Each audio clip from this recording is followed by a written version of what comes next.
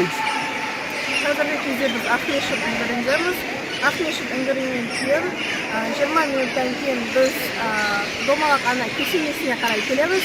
Домалақ ана кесенесіне 1 сағат уақыт боламыз. Домалақ ана кесенесінен кейін бізде түскі астан кейін соңғы локацияларымыз Айша биді және Бабажа хатун кесенелеріне қарай жол тартамыз. Кейін қалаға қарай қайтамыз.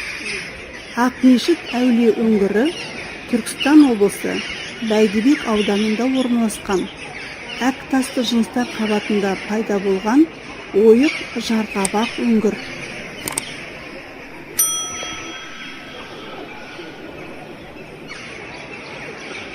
Ұзындығы 254, ені 65, биіктігі 25 метр.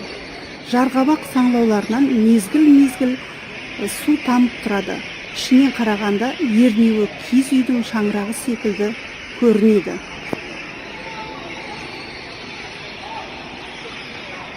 Ел арасында бір кездері онда бір әулетінен киіз үй тігіп, сатымен шығып түсіп жүрген деген де аңыз айтылады.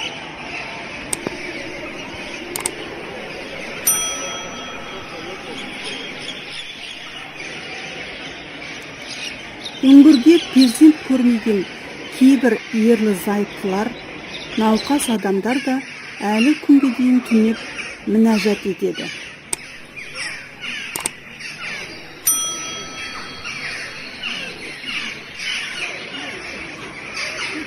Ақмешіт үңгірі туралы аңыз әңгімелер өте көп.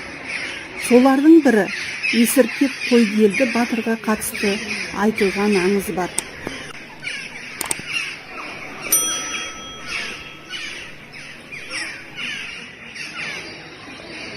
Батыр қалмаққа қарсы жорыққа шығарда кенеттен нөсер жауып кетеді. 10 мыңнан астам сарбаз пана іздеп осы үңгірге түседі де таңғы намазға жығылыпты. Атауы жоқ үңгірді жауынгерлердің бірі батырдың есімімен атауға ұсыныс тастайды.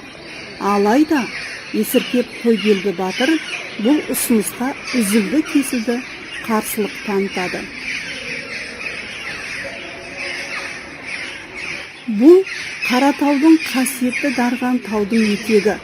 Бізді және астымыздағы аттарымызды жаңбырдан қорғап қалды.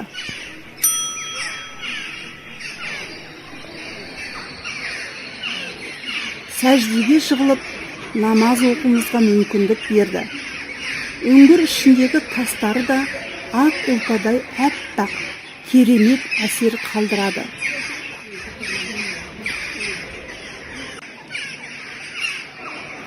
Мұның қасиеттігі сол шығар, сондықтан оны Ақмешіт деп атайық депті. Міне, содан бері қасиетті орын ұрпақтан ұрпаққа Ақмешіт деп аталып кетіпті.